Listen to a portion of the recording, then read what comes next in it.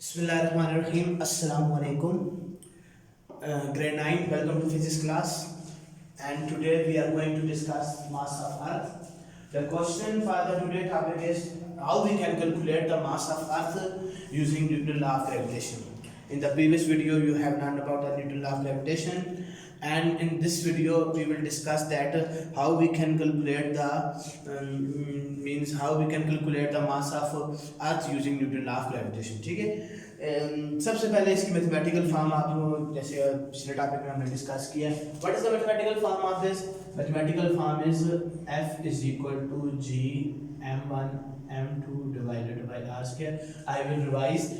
Force of attraction is directly proportional to product of masses and inversely proportional to square of distance between them. ठीक, इस equation को use करते हुए हम Newton law of gravitation की मदद से मास ऑफ अर्थ कैलकुलेट करेंगे. उसके लिए आपको थोड़ी इसके बाद आप उसमें लिखोगे according to Newton law of gravitation. ये फॉर्मूला लिखने के बाद आप एक्सप्लेनेशन लिखोगे कि हमने इसको कैसे एक्सप्लेन करना है. ठीक है, you will consider that let us consider an object. इस तरह आपने लिखना जैसे मैं बोल रहा हूँ. Let us consider an object whose mass is m placed on the surface of earth. Now the distance between the earth and object is equal to the radius of earth and the force of attraction between them is equal to the weight. ठीक है, ये बात आप लिखोगे, ये पूरी आप English में स्टेटमेंट लिखोगे that the force of attraction between them it is equal to weight which is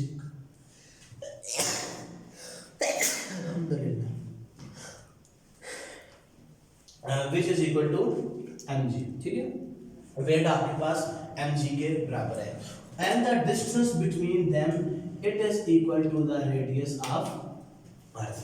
ठीक है, mass of object m1 it is mass of first it is mass of earth जो आपके पास फर्स्ट ऑब्जेक्ट है, while the mass of object it is equal to m. ठीक है, ये सब चीजें उठाकर हमने इस इक्वेशन में आप नीचे लिखोगे it is equation 1 putting these values in equation 1. ठीक है, वो लिखने के बाद हम यहाँ पे लिखते हैं mg, फोर्स की जगह हमने लिख दिया mg.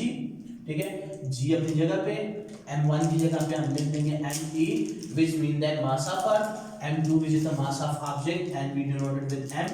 r mean distance between the two objects which we are discussing and it is equal to the radius of earth. आप डायग्राम में देख सकते हैं, ये आपके पास अर्थ है, ये ऑब्जेक्ट उसके ऊपर बड़ा हुआ है, ये ऑब्जेक्ट उसके ऊपर वेट अप्लाई कर रहा है, that is the force of attraction. Earth हर चीज को अपनी तरफ खींचती है ड्यू टू ग्रेविटेशनल फोर्स, और वो ग्रेविटेशनल फोर्स हमारे लिए वेट है. ठीक है, और ये distance between man radius of earth के बराबर है और ये रेडियस ऑफ अर्थ की वैल्यू है 6.4 into 10 power 6 मीटर. ठीक है, ये यूनिवर्सल कांस्टेंट है.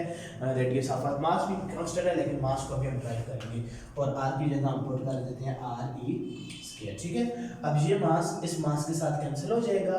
आपके पास जो इक्वेशन बच जाएगी g it is equal to g me divided by re square. ठीक है, और अब मैं यहाँ से मास ऑफ अर्थ को सेपरेट कर लेता हूँ. मास ऑफ ये re ऊपर जाएगा तो g re स्क्वायर, जबकि इस कैपिटल G तो नीचे आके डिवाइड हो जाएगा. ठीक है, इस तरह मैंने इस इक्वेशन में मास ऑफ अर्थ को आइसोलेट कर लिया है. अब ये तमाम चीज़ें वो जिनकी वैल्यू हमें पता है, like small g gravitational acceleration 9.8, 6.4 into 10 power 6 का whole square and 6.67 into 10 power -11. ये सारी वैल्यू मैंने पुट कर दी है. अब मैंने क्या करना है, अब मैंने सिर्फ ये काम करना है 9.8 मल्टीप्लाई 6.4 मल्टीप्लाई 6.4, क्योंकि 6.4 का स्क्वायर है तो मैंने दो दफा लिख दिया डिवाइडेड बाय 6.67. अब यहाँ पे आप देखो 10 पावर 6 का स्क्वायर है तो 6 to the 12 divided by 10 power -11, बल्कि ये -11 जब अगले स्टेप में ऊपर जाएगा तो ये +11 हो जाएगा. अब ये सब कुछ आप कैलकुलेटर से फाइंड करोगे, इन तीनों को मल्टीप्लाई करोगे, इसको डिवाइड करोगे, इसको ऊपर लेके जाओगे, आगे न्यूमेरिकल कैलकुलेशन आपको पता है. तो मास ऑफ अर्थ की जो वैल्यू है that is 6 multiply by 10 power 24 answer आ जाएगा. ठीक है, This is the answer for mass of Earth. So in this way we can calculate the mass of Earth using Newton law of gravitation. ठीक है, again मैं आपको explain करता हूँ कि पहले आपने न्यूटन लॉ ऑफ ग्रेविटेशन का फार्मूला लिखना है, फार्मूला लिखने के बाद आपने एक्सप्लेनेशन लिखनी है और वो डायग्राम बनानी है। डायग्राम के अंदर आपने ऐसे एक्सप्लेन करना है, let us consider earth, let us consider an object of mass m which is placed on the surface of Earth. The mass of Earth is me while the mass of object is m, and the distance between them is re, and the value of r is 6.4 into 10 power 6. Now I will put the value in equation.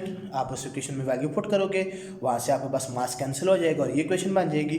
उधर से हम M E को isolate करके वो तमाम value जो known है हम इसमें पुट करेंगे, तो मास ऑफ अर्थ की value 6 into 10 power 24, and one mistake that I didn't put the unit, so kilogram. This is the mass of 6 multiplied by 24, 10 power 24 kilogram is the mass of Earth.